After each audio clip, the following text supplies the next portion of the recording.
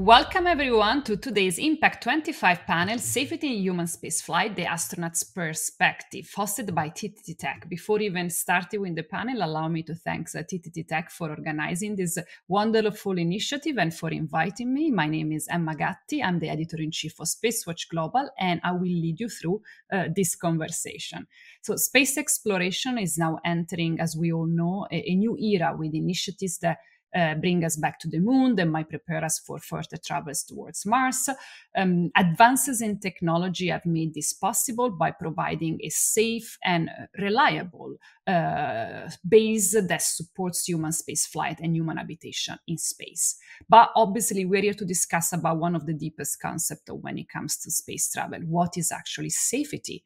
And what are the challenges in ensuring that us, the astronauts, can safely travel to and live in space? Because, of course, we speak about an environment that is hostile for us, for humanity. So we need to adapt, we need to understand the challenges, we need to understand the risk, and we need to build a home out there that can be safe for us and our body.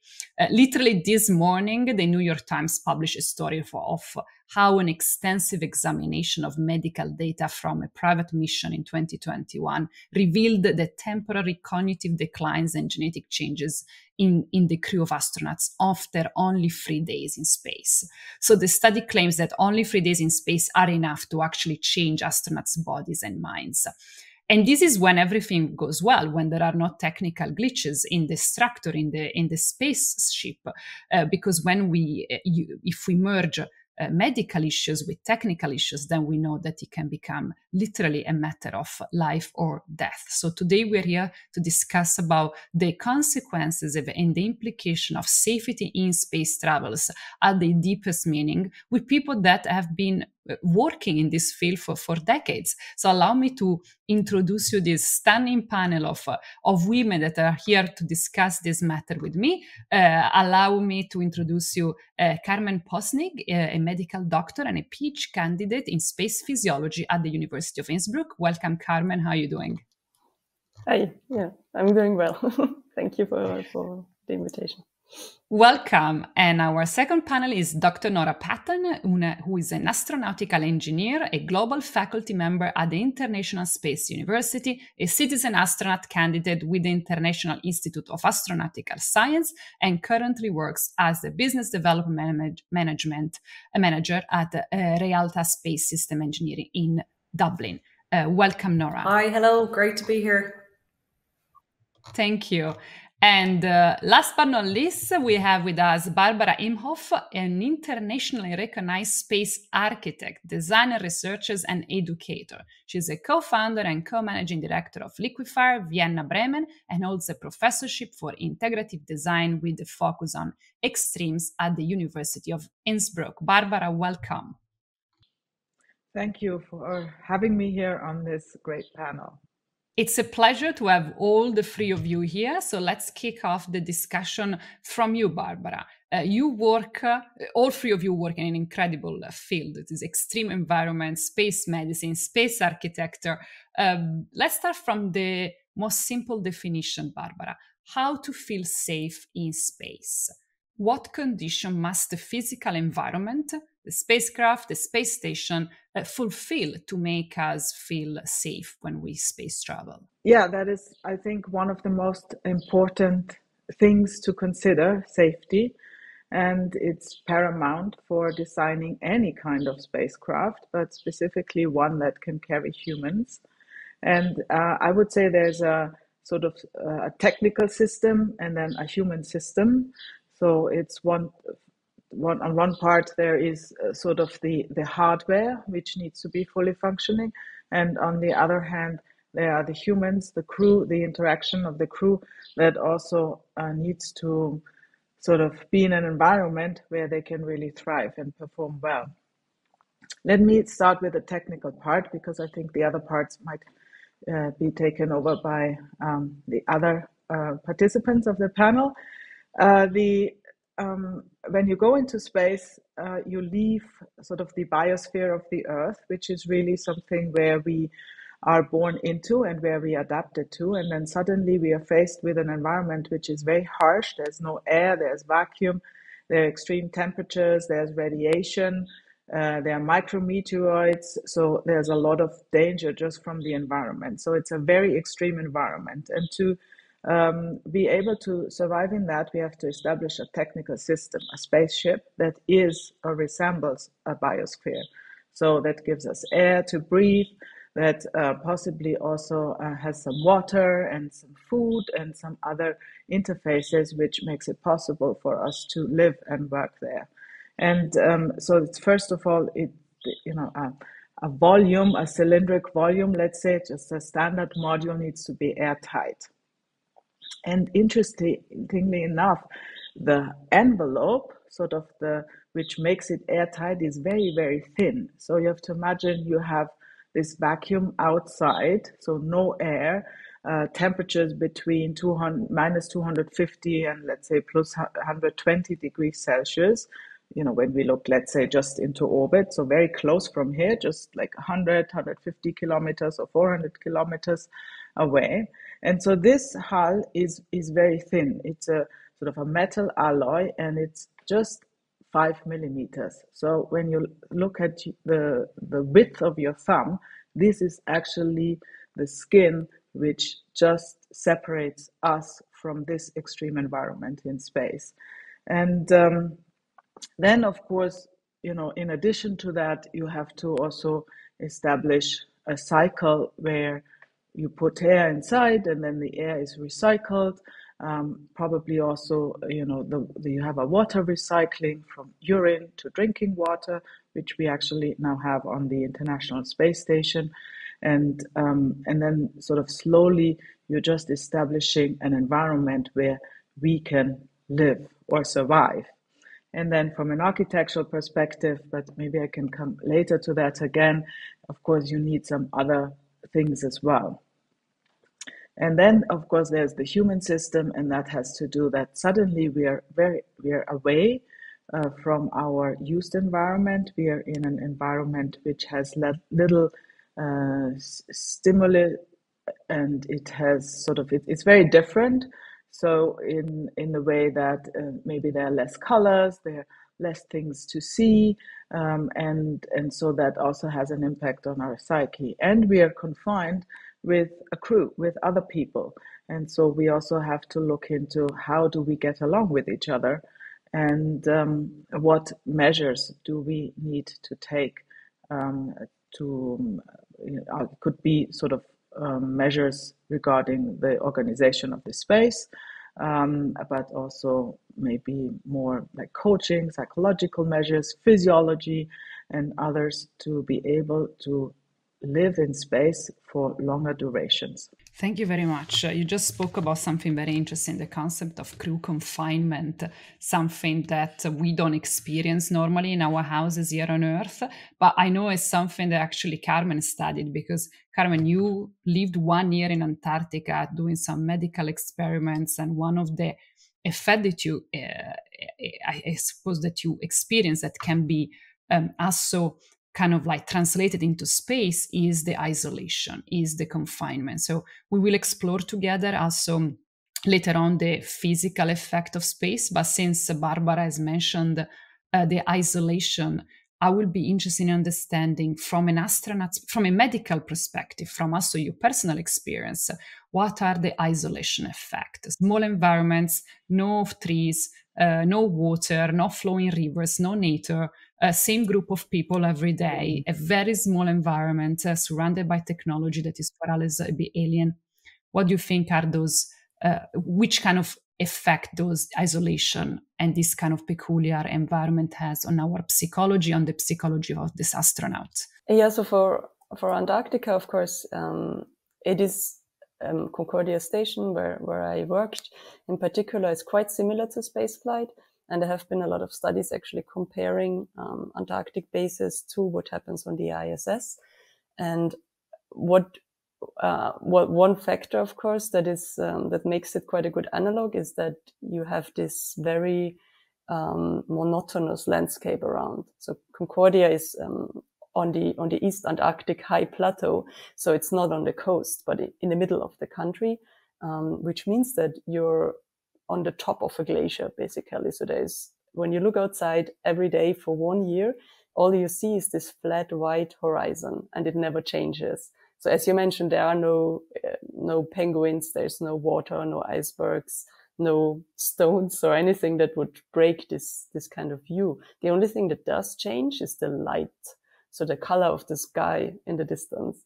And of course, this then once you go into the long polar night, it's always dark, so the change kind of gets lost as well, and it leads to a sensory deprivation. So the things you see, the things you smell, even your sense of touch, it kind of gets deprived of variety because it's always the same.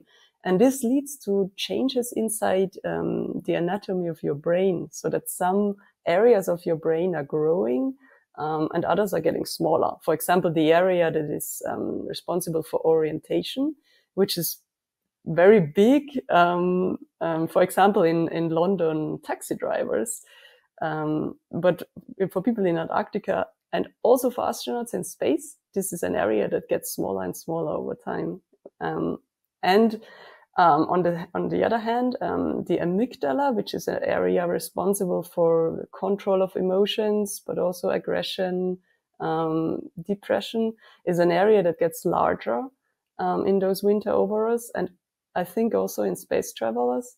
And this is also something that you notice because, of course, that influences then how you react in those situations. And in Antarctica in particular, what we did see is that everything is very intense. So emotions are either you're super excited and happy to be there, or everything is very dramatically and bad and yeah.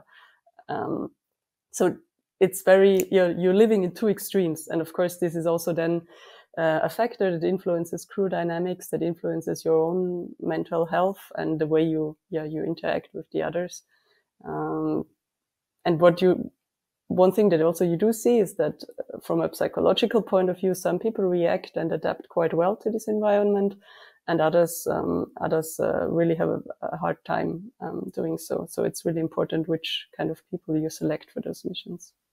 I remember I interviewed an astronaut once, and he told me that one of the issues they were having that they stopped eating after a while, just because they just kind of lost the interest, and the food was always the same. So it's just matching what you just said.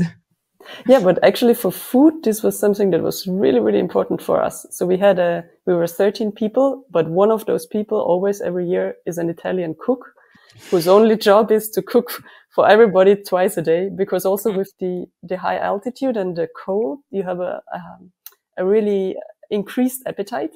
So you're constantly hungry. And if then somebody cooks for you twice a day, that's perfect. It's a really important job. Thank you. I'm just writing the notes for my next job application. Nora, over to you. Carmen mentioned something about the importance of selecting the crew and the importance of getting along, and because different people react differently to space. You had experience as a citizen's astronaut. You work with commercial space, who is a very interesting role in all this development. We will touch upon a bit later. But I was wondering, in your experience, when it comes to the preparation of the astronaut before the flight. So we'll look at later what that means after a flight when they come back. But do you recognize certain important traits of those astronauts that get selected, and how do they prepare themselves before actually tackling such an important mission when your life might be at risk? Yeah, absolutely. So I think a lot of what Carmen was speaking about resonated with me from a number of angles, I guess. I would say the track that I'm on personally in my research institute with IIAS is very different from the track that Carmen is on through the European Space Agency. But I think that's just a testament to commercial space and activity at the moment and in the past decades.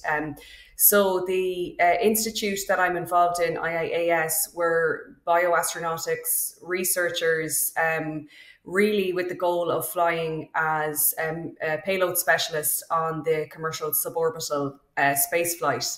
But in saying that, absolutely what Carmen said resonated. Our first researcher from the Institute flew with Virgin Galactic as a payload specialist just about 6 months ago now.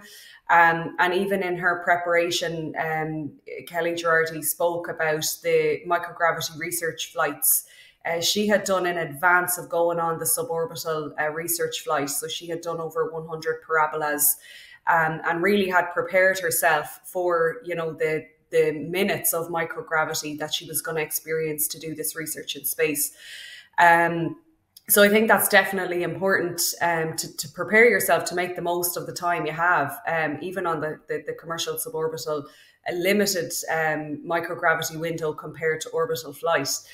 And also, I was thinking of the confinement and the sensory deprivation that Carmen spoke with. And one of the programs we've been able to do through IIAS is the aviation egress program, where it's the dunker, where you're strapped into a seat, a 5-point harness put under the water in a dunker tank, turned over, submerged, and you know, you're set like that. Your senses are taken away from you. You have no sense of your vision is useless under the water. Your hearing isn't working, so you're really reliant just on your touch to egress out of this container that you're strapped into under the water.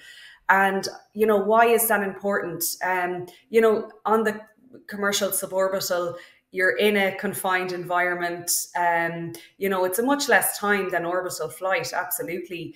But still, I think it gives us a sense of comfort, or you know, the ability to know how we'll behave and how we can prepare ourselves for being contained in an environment like that. So absolutely, I think all of these things help prepare researchers, help prepare astronauts before they actually go on their space mission.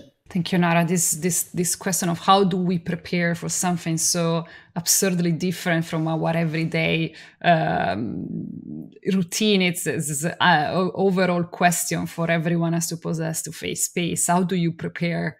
And it's very fascinating what you just say. You prepare every single minute of your launch. You do hundreds of tests.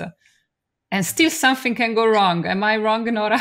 Oh, I mean, you prepare as best you can. And I think that's all you can do. And, you know, there's great people behind these missions. And I think that's where really the trust in human space exploration comes in. You know, these people have decades of experience. They've often worked on other previous many launches, worked with astronauts. Many are astronauts themselves. So there's really the trickle down effect of knowledge transfer and lessons learned from previous flights. So I think that's the thing. It's you really build up trust with your colleagues and you know, the people you're working with directly, and also the people indirectly through the flight operations.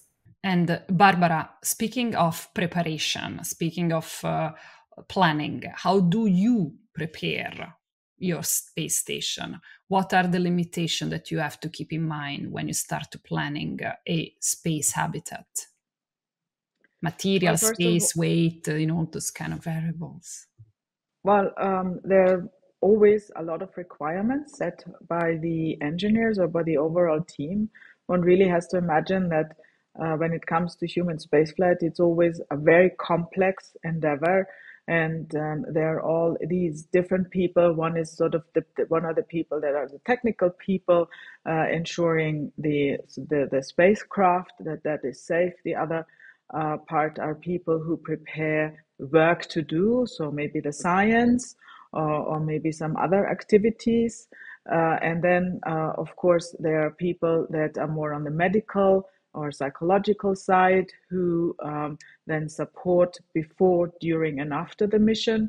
And then mostly these are endeavors. So all these missions are endeavors that are multinational.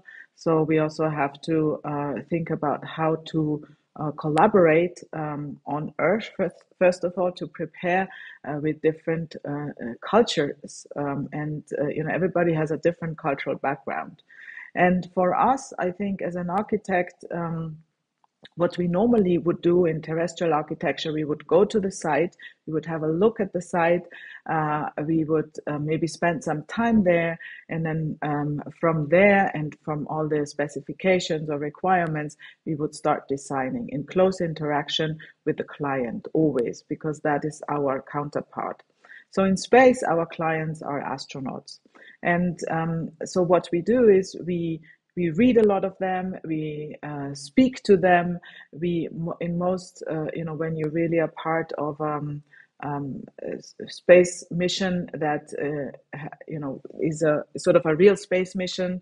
I'll tell you an example. We are currently working for Thales Alenia Space for the International Habitat Module, that is the habitation module, as one segment of the Gateway Station. That is a station which very soon, before the end of this decade, will orbit the moon. And so there we have very experienced people of all kinds, and they also incorporate always ESA or NASA astronauts for feedback. So this is very important for us to get some guidelines. What, for example, we have been designing crew quarters for a long time now, very different stages and phases we were in, and also for another part of the crew quarter, which is sort of the personal space, the retreat space for the astronauts, is also a sleeping bag. So, and sleep is quite important in space, because it's very tough to be there and to work there. So a good sleep, we all know that from personal experience, is vital.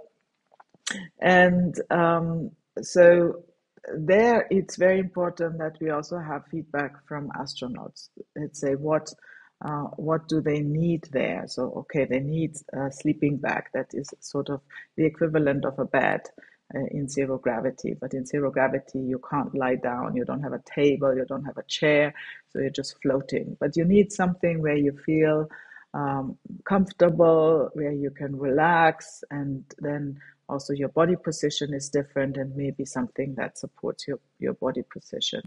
And then it continues like that. Then you also maybe want to have a little desk. I say that in inverted commas, because it's not a real desk. It's just a sort of interface which allows you to put maybe your tablet or your computer on as a communication tool, or maybe a work tool, so that you can also in your private space communicate with friends and family members. And then, there are other things where, architects then come more into play. That is light, the right light. Because in zero gravity, you ideally can you can use, the ceiling, the walls, the floor in an equal manner. But, to be able to do that, what we need sufficient light to be able to see what we are doing. And so if the light comes from all sides, it's very disturbing, and also might, produce glares, or might be, or you might produce, make a shadow onto the experiment. So that is also something to consider. And then, of course, it's also, especially with places which should be more quiet, it's about reducing the noise levels, because you have to imagine a spaceship is a machine, and since we have to also we have to establish everything we know here, like ventilation, for example. Here we have on Earth, we have natural ventilation. We have, and the air doesn't get stuck in front of your face, which is quite dangerous. That could happen in space, in a zero gravity environment where there's no natural ventilation. So you always have these fans which sort of, drift the air through or in front of you, and they make noise. So then, if you want to sleep, you want to have it quiet, but maybe not so quiet, because if it's completely quiet, then you might have the feeling there's something wrong with the spaceship. So you need a little bit of an ambient noise sound, like as if you were in a city, right? If the city becomes completely quiet, we also would have like a strange feeling of something is wrong. So there are a lot of things, and then it's also about texture or materials. So the materials need to be, not flammable. That means, because fire is quite dangerous. Sort of a problem, isn't space it? it's a problem. It happens. It happened. There were incidents, but you want to avoid it. So there's only very specific material which meets these requirements. And then there's a catalog you can choose from. And interestingly enough, because we're just working also with this company, they produce materials for Formula One races. And these have similar requirements than spacecraft requirements. So then you can sort of spin in, it's called a spin in, you can use materials from Formula One and use it in space as well. So you add a little bit to the material palette. Then of course it's about color, which is quite difficult because everybody has an opinion about color. So you have to, see a little bit, maybe it's more, you have to think maybe more in the terms hotel rooms are designed, because that's something a lot of people can agree on in a way, so. So there are many of these things when you start designing, you have to consider. But it's important to speak to experienced people. And then there's one other thing which architects are trained and learn. They are trained to anticipate. They are trained to anticipate, okay, what will the user do during the day? And what kind of do I need a specific interface, a specific tool? What ways will that person take? And how can I make these circulation spaces, not excessive, but rather, short? Better. Yes, better. And so there's these kind of things I'm always comparing with actors. When you're an actor, you also, if you cannot become an astronaut just to act like an astronaut. You have to anticipate. And I think it's a little bit like that in architecture as well. One has to imagine, to anticipate, and to put yourself into somebody else's shoes. Somebody else's shoes, which is the hardest one. So Carmen, Barbara mentioned the need of how the shell has to be, the color, which is something mind-blowing for me. I didn't know that there was many opinions about colors, but this is something interesting. The beds, and we need to be strapped on beds, I suppose, because otherwise we just float. And I suppose humans don't like to sleep floating. Am I wrong? I would like that. Just to try. But let's speak now about the physical risk that astronauts can have when spending long time in deep space, because then this is your field of expertise. What kind of physical modification and changes can we experience which are dangerous for us? I just wanted to add to what Barbara said, that in Concordia, actually the walls were a pale green, which is I thought it's a very odd choice. I'm not sure whether they wanted to recreate nature somehow. And now when I show pictures to people, mostly the reaction is, oh, but that's so ugly. But actually, you really start enjoying this color and you really start liking it after some time. So I really got attached to this ugly pale green walls. This is for me mind-blowing. The last thing I thought there was going to be a debate on is the colors, but apparently there is.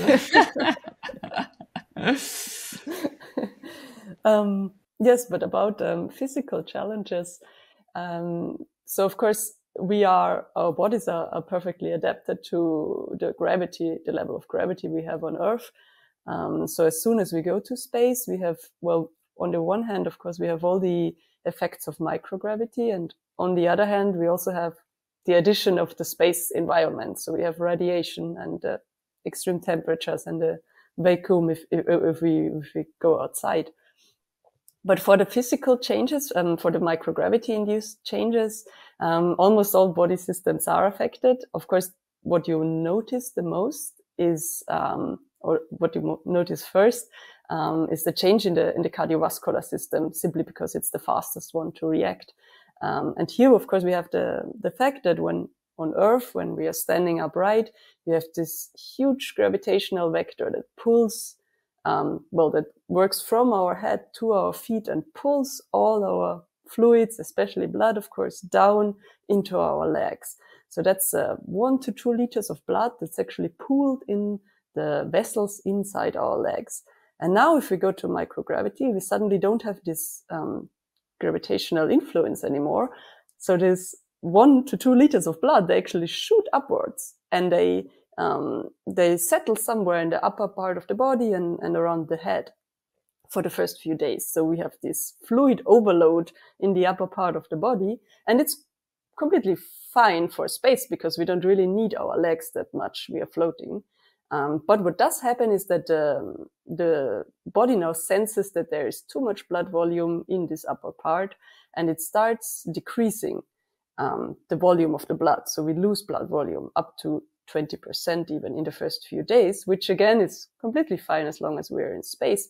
The problem is that then at some point we're going to land again on Earth or on Mars. And of course, as soon as we land again, we have this gravity again that will pull our blood down just as it used to before we went to space. But now we have 20% less volume. So blood gets pulled downward. But of course, it's 1 to 2 liters of blood that goes to settle in our legs. But now we have less in total. Plus our heart is maybe not used to working that hard anymore, not used to working against gravity to, for example, to bring blood up to the brain. And of course, our brain is the part of the body that needs oxygen the most because it can't really store any. So it constantly needs a blood supply to get new oxygen to work properly. So now we're landing back on Earth or we're landing on Mars. We have less blood volume. We have a weaker heart. And so it's quite likely that actually this is not going to work, that we are not going to be able to maintain an adequate blood pressure to bring blood back up to the brain. So a lot of astronauts, especially in the early days, they actually collapsed after returning to Earth, which is also the reason why nowadays they get transported off in a seated position. If you see the Dragon landing or the Soyuz landing, you always see astronauts, they are sitting.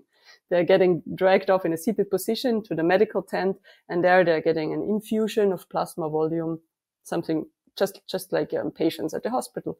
So they can increase their volume quite fast in that way, and then they can stand and do their press conference and things like that. So that's quite dangerous actually because it's fine as long as you're landing on Earth. You have all this support crew waiting for you and taking care of you. But if you're landing on Mars, you will not have that. You will have to kind of cope with that problem yourself. So that's something that you really need to prepare for en route to Mars to prevent that from happening. Because of course, that's only one of the things that changes. Then you also have, you're not using your muscles that much maybe. So you lose muscle mass, you lose muscle strength. You also lose bone density because bones, especially in the legs and in the hips, what they really like are those biomechanical impacts. So every time you take a step, or if you're running, even better, you have a tiny shock wave that is traveling through your body. And this is kind of the incentive for your bones to get denser, to take minerals and put them inside your bones so they are strong, so they can withstand those shock waves. Now, if you're floating in space, you don't need that anymore. You don't have any shock waves. So it takes a lot of energy to keep bones dense. So the body is against using up energy if it doesn't make any sense. So it decreases density. It takes the minerals out of the bones, which of course is fine as long as you're in space. But as soon as you land on another planet, you really need to avoid breaking anything. So this is something also that can be quite dangerous, especially because it has secondary consequences, because all the minerals that get released from the bones, they have to go somewhere, and they can make secondary problems to that first problem. So really there's a lot of things happening at once. I was going to ask, where do those minerals go once they don't put them in the bones? Yeah, it's mostly calcium actually. And calcium, that's a problem because it's used for a lot of processes, especially in the heart and in the brain. And so the blood levels are very tightly regulated. And as soon as there's a tiny bit too much of it, it gets eliminated via the kidney. But inside the kidney, if there is too much calcium, it can actually form stones. And those can then get stuck either in the kidney or in the urethra or in the bladder or in the ureter. So any part of the way down. And that's really very painful. And it can be quite dangerous because it can then lead to infections or even sepsis. So that's also something you don't want in space. It's unbelievable how whole our body is this machine perfectly finely tuned. In the moment you change one parameter, it just changes everything. And I personally like this image of a lazy body that when it can save energy is going to say, you know what, I'm going to stop putting calcium in the bones. I'm going to put them somewhere else. I don't need them anymore. Absolutely. It's mind-blowing. This space is teaching us so much of ourselves also now. How our body works is not only about being able to stay in space, but also understanding how to live better on Earth. Exactly. And Nora, you mentioned on this line of thoughts, and also you mentioned a lot of microgravity experiments you did. You mentioned the difference between being part of a commercial space mission versus a classic government science mission. Of course, like when you speak about commercial, you always have a sort of eye on revenue. But I was wondering how you can link for us these microgravity experiments, maybe some examples also that you mentioned before, to the commercial side of it, but also to opening new road of opportunities for people wanting to fly to space or wanting to use microgravity and space resources to improve our life on Earth, because in the end, it's a two-way street, space research, right? Yeah, absolutely. I think there's several examples of research payloads that we could speak about. Could probably take the full hour to go through them all, but just to give less than a handful of examples. So I was recently at the final commercial launch of the last commercial launch of Unity, Virgin Galactic's Unity spacecraft over in New Mexico. And on board that flight, there was a researcher from Turkey who took multiple payloads, multiple experiments, including wearables, including human tended, where he would activate the experiment. So he took an insulin pen to look at how the insulin pen would work in microgravity. Because really, if we're committed to opening up access, democratizing space, we need to have access for everybody. So how does this insulin pen work in microgravity? And there was another experiment on board from a research institute which looked at slosh in tanks, which is absolutely commercially relevant for spacecraft, satellites, anything with liquid fuel on board, where that moves.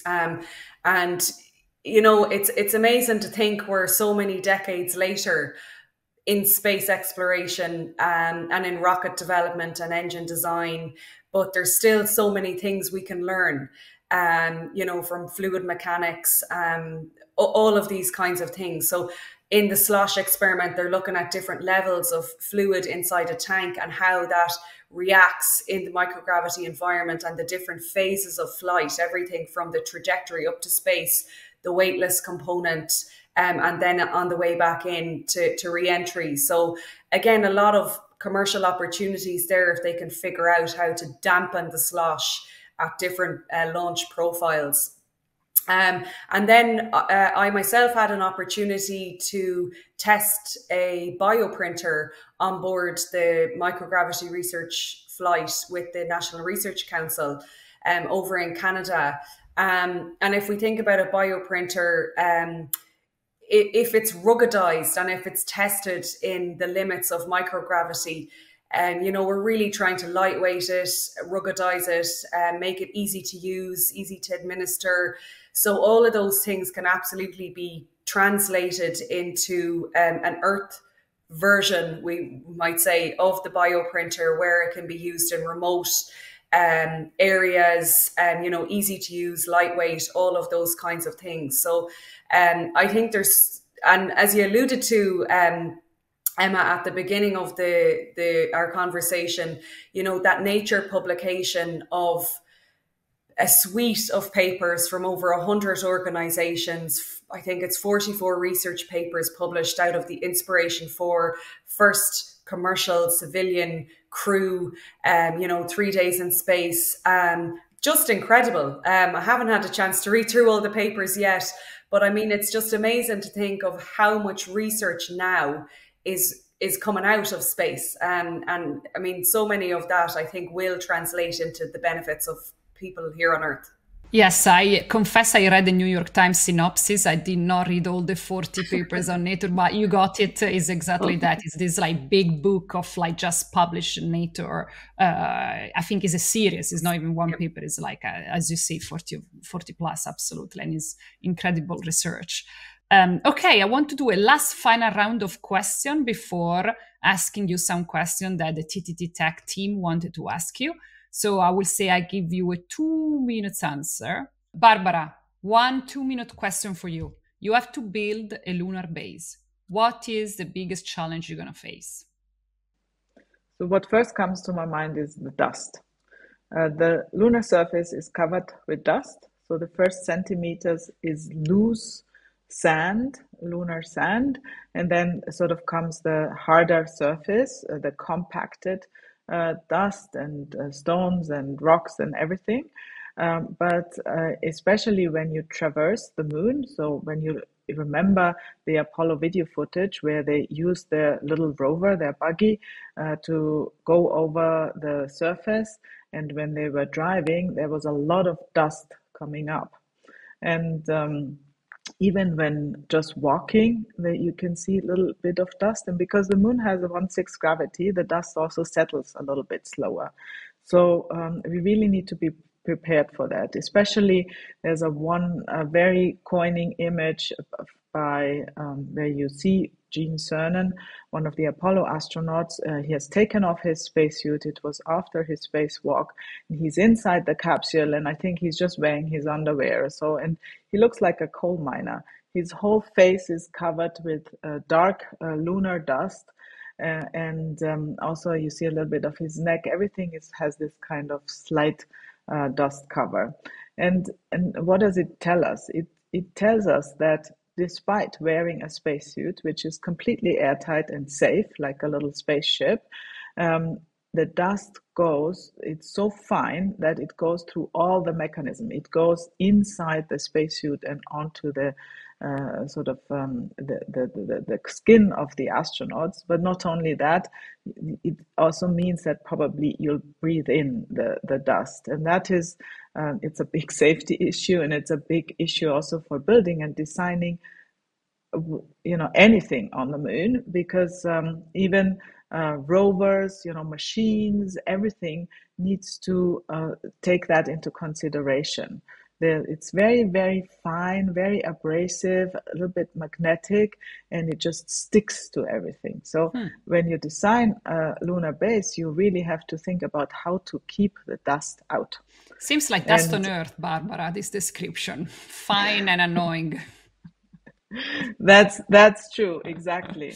So the mechanism for a base especially is the door, or the airlock, we call it. So the airlock is how to create a mechanism that really keeps the dust out of the habitat and sort of outside the spacesuit and not inside. And that will be a big challenge. Also, electronics and all things are affected Everything, by this. Of course. Carmen, let's go to Mars. What are the biggest physical challenges that we as humans could face going in such a long space journey?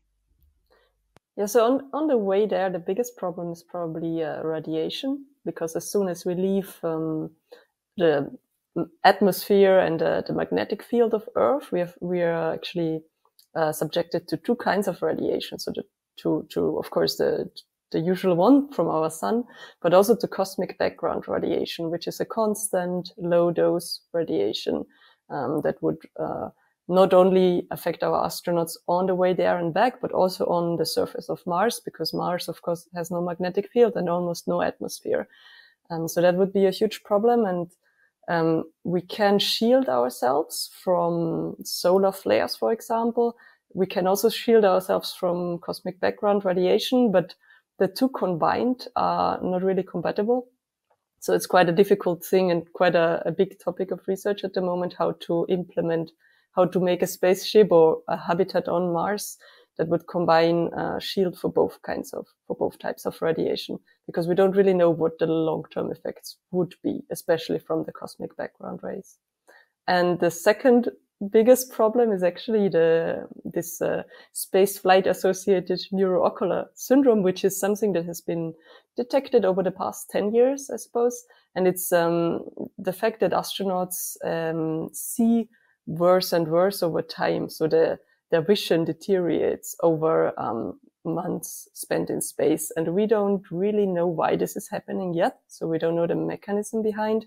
And we don't know whether it just is always a problem that we can solve by wearing glasses, or whether this would get worse and worse and worse over time, and whether they would actually arrive on Mars and they would be almost blind. Of course, that's not something we want. So we need to find out what the mechanism is behind. We need to find out why some people are affected and others are completely fine, and what we can do against it. So these are actually changes in the anatomy of the eyeball, of the optical nerve, that have been detected, over the past years. So this is also something that I'm working on now at my university, and trying to find ways to solve this problem. And then actually the third biggest risk is really human behavior. So there we are back at psychology, I suppose. Most astronauts say that this is not such a big problem, that as long as you select the right kind of people and you select them as a crew, not as individuals, that actually it should be, well, going to Mars and back, it's about a 3-year journey. So we should be able to cope with that. But of course, there's always the question of what happens when you are in a small crew, you go to Mars and you kind of see the Earth. So you see your home disappearing in the distance. And at some point, it's just a tiny speck on the horizon, a tiny point of light. There are some theories that this would actually affect you very much. So it's the so-called Earth out of view phenomenon. But of course that we can't really simulate. So we can't really know what will happen. But it must be something extremely, extremely fascinating to experience, I think. Yeah, in any sense. I tell you this, a few years back, I interviewed a crew of analog astronauts. So they didn't even go to space. They stayed 3 months simulating Mars condition, close in a very small architectural space. And after 3 months, they were all in a foul mood. They didn't accept it. They didn't want to admit it, but they were all very stressed with each other and with the work. So I think absolutely, you never know yourself until you put yourself in such a harsh condition, but you don't know how you're going to react until you react. Yeah, that's why you really need to select the crew together and then train for years. Yeah. Exactly. Nora, let's go back on Earth, because it's not only about the action we do up there, it's also what we bring back. You are a writer, a STEM advocate. You've worked extensively with students and children. What is the most important message that you feel you would like to carry to a child, to children, to students about space? Oh, that's a big question. You have one only. Very hard to pick one only. I think probably just what I would say is that big goals, big ambitions don't happen overnight. They often take a long time. They often don't happen going from point A to point B. There's many, many points in between. But I think it's the persistence and the ambition to drive forward and to carve your own path in life, I think, would be the big message I would say to young people. You know, particularly I've grown up in a country, Ireland, that is very much an emerging space nation. We don't yet have a space agency, but there's a hive of activity happening. And I think it's been the most exciting 10 years in space exploration, just when we see what has happened. So I think for the young people watching, there's so many opportunities to get involved in space, everything from architecture, medicine, engineering, science, you name it, space law. So no dream in space is too big. Boom! And on this, let me move on to take a few quick questions from the TTT Tech team that wanted to interact with you. So we have in the first question from Birgit to Barbara, I suppose. How are the space habitats designed to follow the privacy and take care of hygiene? So how do we shower in space? How do we go to the toilet? And when it comes to women astronauts, how do they deal with the menstrual cycle? What do they have to do something different from what we do on Earth, or is more or less the same old mechanics?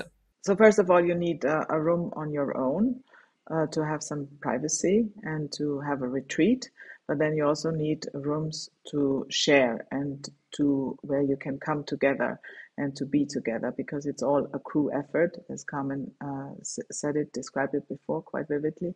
And and then probably in between, you need some spaces where you have a one-on-one meeting. So some kind of intermediate spaces, I would call it.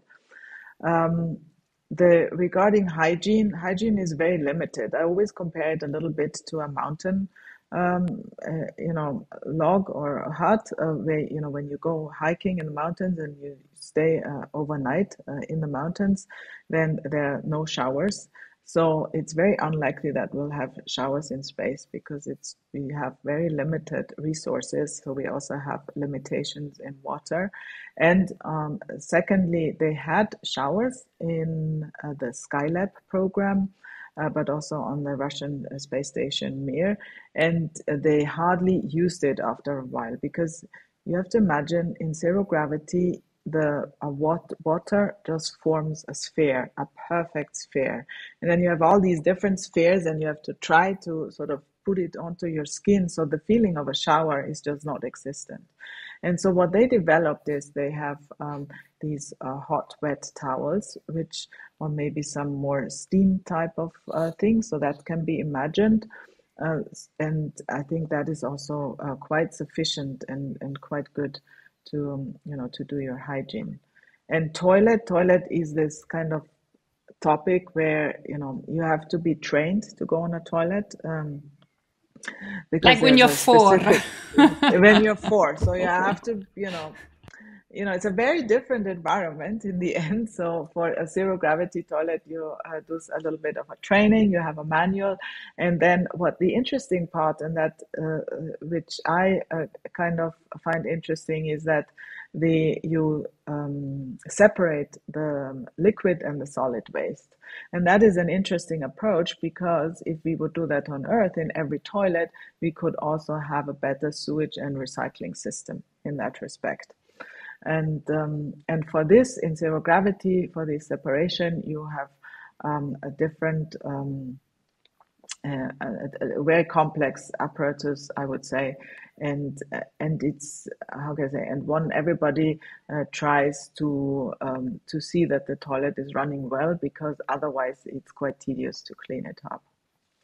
As for the female menstruation cycle, I think for most of the missions, as far as I know, the women, they just try to take medication, so that to avoid it, to don't have it. Okay. Yes, exactly. Makes perfect sense. Very good point. Carmen, a question for you. What coping mechanism did you use or develop during your time at Concordia Station to deal with the harsh climate, the isolation, and the lack of sleep? Did you develop something that helped you to cope with these difficulties? Some personal trick? Yes, actually, for the lack of sleep, it was really important to have some kind of Zeitgebers that tell you so artificially make a normal day-night cycle. So what we did was we always stood up at exactly the same time, except for the Sunday mornings, maybe. We had breakfast at the same time. We had fixed lunch and dinner times, so everybody would get together and eat at those times. And we had a basically a daily schedule where the day before we would already say, okay, in this time I will do that and that and that. So that then on the one hand, you can be quite, you can have quite a good performance. But at the same, on the other hand, of course, every day is similar to the next. So at the end of the week, you can still look back at your planning and say, okay, actually, I've done this and this and this. So I've had quite a successful week. So that's good also for your, to say that, be able to say that you've done good work this week. And otherwise, I think what was really important was to be together as a crew and to come together to break through the monotony by maybe organizing some little parties from time to time. So we had every holiday we were celebrating in a way, and every other Saturday we had some kind of event planned. So we had costume parties, we had crepe nights where we were making pancakes or crepe together. We had special theme parties where everybody would be very making a costume by themselves for weeks, and everybody would be looking forward to it. And we were helping each other by sewing or knitting or whatever was needed. So that was really good to also grow together as a team and be able to keep up the atmosphere, the good atmosphere in the base. And otherwise it's also really important to look for privacy and to find some time for yourself. And I took a digital piano there. So sometimes I was just playing the piano, or I was also in the fitness room a lot, because of course you're quite confined, so you're not moving a lot. So you kind of, it's really good to cope with all the stress by just working out, for some time, every day. That really helped a lot. I always had the feeling that those people who were using this fitness room, they were a lot more relaxed than the others. Thank you, Carmen. Interesting. When you're imposing in a situation of isolation, what you try to do is go in the opposite direction, gather and create a micro community when you can actually interact and enjoy and play a little bit. It's very interesting. It's almost tribal in the sense, it testifies this desperate need of humanity to still be a community, be together, talk, interact, eat together. This is very culturally interesting. Nora, last question for you. What did inspire you to start this path? You've been a citizen astronaut. You are, in the tech group. You're part of a commercial development in space. So, what did inspire you? What did brought you on the space journey? Yeah, so I have. I grew up in the west of Ireland, and I have family in Cleveland, Ohio, over in the USA. And when I was 11. We went over to visit my relatives. I have an aunt over there, and also cousins on relations on both sides, my father's and mother's side. So went on a family holiday, got to visit NASA in Cleveland, Ohio, and that was it. Space was my love and life. So you decided at 11 years old. Fantastic. Sometimes it can be a cold, definitely. But I would say, let's not discourage all of those that arrive later in life in space. There is always time. You don't have to do, Nora is a fantastic example of a genuine, crystal clear talent that decided at 11 that was her path. But it can also be somebody that, like me, studied geology and ended up in space at the age of 29, never dreaming of NASA, and then ended up there. So the doors are open for everyone, I would say. Absolutely. Okay, Nora, Barbara, Carmen, this was a fantastic conversation. I personally want to thank each of you for these incredible insights. I understood and learned so much from your experience. You have incredible life. I'm always upset when we are depicted, women don't get this kind of exposure of this incredible journey that they have. This is a journey of resilience, culture, intelligence, curiosity, and passion. It's fantastic to be here with you. I feel privileged, and also allow me to thank TTT Tech for putting together this incredible panel of stunning personalities that are pushing the boundaries of our civilization forward for us, for humanity, for the planet, and for the children that will arrive after us. Thank you so much. It's been a pleasure, and I hope that our audience enjoyed as much as me this fantastic conversation. Thank you for all the wonderful questions. Yes. Thank you very much. Yeah, I enjoyed talking to all of you. Yeah, fantastic. Thank you. That's the most important thing. Yeah, we could still go on for hours, probably. We can close it 1 hour and 05, I would say. Thank you so much.